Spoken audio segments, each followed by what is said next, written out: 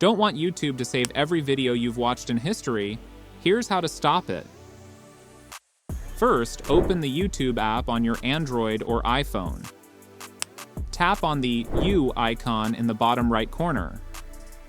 Here you'll see your account page. You can also view your recent watch history here. Tap and hold on any video from your history. Then select Remove from Watch History at the bottom. That specific video will instantly be removed. Now, tap on History to see all watched videos. Next, tap on the three dots icon in the top right corner. Then select Clear All Watch History down below. Confirm your choice by tapping Clear Watch History from the pop-up. Now, your entire watch history is deleted.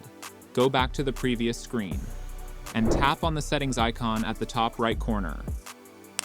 Look for Manage All History and tap on it. Now tap on Saving Your YouTube History.